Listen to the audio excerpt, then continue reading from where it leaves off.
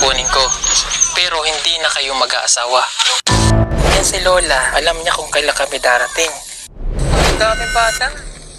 Dami nila. Tatlong pangyayari na naman na magpapahanga sa mga kababayan natin kay Pugong Biyahero. Ano ang nangyari sa matandang Kuba? Bakit halos sabay-sabay nanganak ang mga ina at napigilan ba ni Pugong Biyahero ang kasalan? Sa unang bahagi ng paglalakbay ni Sir Paul, binagtas niya ang mga liblib na lugar upang makita ang kalagayan ng mga komunidad na kanyang pinupuntahan. Sa kanyang pag-iikot sa mga bundok at malalayong barangay, masusing tinitingnan ang sitwasyon ng bawat pamilya, kung ilan ang kabahayan at kung ano ang kanilang pangunahing pangangailangan. Hindi agad siya nagdadala ng maraming supply dahil inuuna niyang alamin ang kabuuang kalagayan ng lugar, ang daan, ang kondisyon ng pamumuhay at ang mga taong higit na nangangailangan. Sa bawat bahay na kanyang pinupuntahan, may mga batang nangangarap makapag-aral, mga magulang na naghihirap, at mga pamilyang patuloy na lumalaban sa araw-araw na buhay. At dito, unti-unti siyang nagbigay ng tulong, mula sa simpleng pakikinig hanggang sa pagbibigay ng suporta at pangangailangan ng ilang residente. Habang nagpapatuloy ang kanyang paglalakbay, isang hindi inaasahang tagpo ang kanyang masisilayan sa gilid ng daan. Isang matandang Kuba ang kanyang makakasalubong. Ito ay isang taong tila pamilyar na sa kanyang presensya.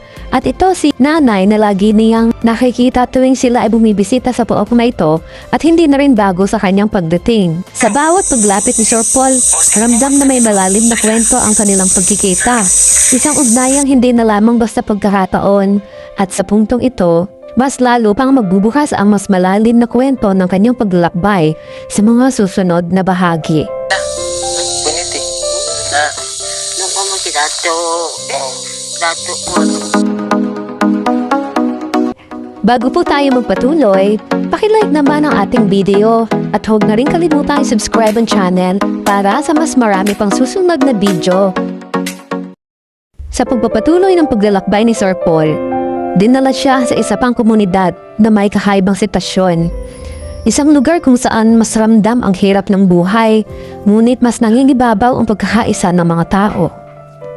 Sa kanyang pagdating, agad niyang inalam ang kalagayan ng pamilya sa naturang barangay at mga batang sama-samang lumalaki sa simpleng pamumuhay. Isa-isa kinausap ni Sir Paul ang mga residente. May mga batang nangangarap makapag-aral at mga magulang na patuloy lumalaban para sa kanilang mga anak. Sa bawat bahay na kanyang pinuntahan, hindi lamang tulong ang kanyang hatid, kundi pag-unawa at pakikinig sa kanilang mga kwento. Ata, may baby pa. Oh, kumakain sila ng kamote. Hello po. Ay, daming bata. Muli nilang sinuri ang iba pang kabahayan at lugar na kanilang matutulungan. Sa gitna ng paglalakad, napansin nila ang isang kumpol ng tao sa ibabang bahagi ng barangay. Dahil dito, agad silang tumigil upang alamin kung ano ang nangyayari. Inakala nila na may handaan, ngunit kalaunan ay nalaman nila na isang pamamanhikan ang nagaganap, kung saan ikakasal ang isang lalaki sa isang batang babae.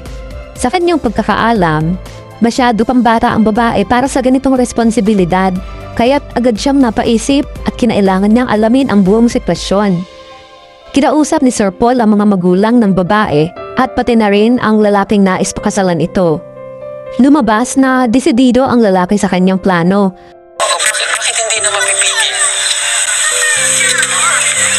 Para natin pamilya, sir. Para may pamilya. Ngunit, nang mapag-usapan ng masinsinan, lumitaw ang tunay na kalagayan ng bata. Ang batang silangga ay may hangarin pang mag-aral at magkaroon ng magandang kinabukasan. Ngunit dahil sa kasunduan nga ng mga magulang, hindi niya agad ito napigilan. Sa tradisyon ng pamayanan, ang pamamanhikan ay kadalasang isinasabay na rin sa pagdideklara ng kasal sa harap ng datu. Ngunit dahil sa pakikialam at maayos na pag-uusap ni Sir Paul, unti-unting nabuksan ang posibilidad na hindi muna ito matuloy. Kukunin ko, pero hindi na kayo mag-aasawa. Sa tulong ng pag-uusap at pangako ni Sir Paul na pag-aaralin ang bata, nagkaroon ng kasunduan na ipagpaliban ang kasal. Na may maganda pang future na nag-aantay sa'yo. Ha? Pag-aaralin ka namin, Sa gitna ng usapan, isang hindi inaasahang solusyon ang lumabas. Kung sakaling hindi matuloy ang kasal, maaaring isa sa mga nakatatandang kapatid na babae ang pumalit sa usapan ng pamilya. At dito nila natuklasan na ang kapatid na ito ay isa sa mga batang kanilang nakilala sa una nilang pagbisita, na nabigyan din ng tulong at suporta ni Sir Paul. Sa huli, hindi natuloy ang kasalang pinangangambahan at isa na namang kabataang buhay ang nabigyan ng pagkakataong magpatuloy sa pag-aaral at pangarap. so okay na sa sayo. Wait lang, di na ako tututol. Sige, isa na natin. Naganap na nga ang kasalan ni na Jerome at Queen D.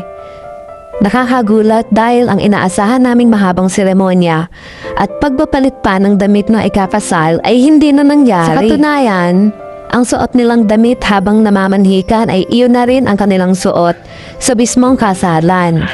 At nang magsubuan na nga sila ng pagkain, doon na rin formal na itinuring na kasal sina Jerome at Queen D. Sa simpleng paraan na yon, muli na namang nakapagsalba ng isang magandang kinabukasan si Sir Paul. Dahil sa nangyaring ito, makakapagpatuloy na sa pag-aaral si Langga. Sa kabilang dako, abangan natin kung papaano haharapin ni na Jerome at Queen D ang kanilang buhay bilang mag-asawa. Gayong kakakilala pa lamang nila sa isa't isa. Kung nagustuhan ninyo ang video na ito, paki-like at subscribe na rin sa channel para sa mas marami pang kwento at video. Maraming salamat sa inyong panonood.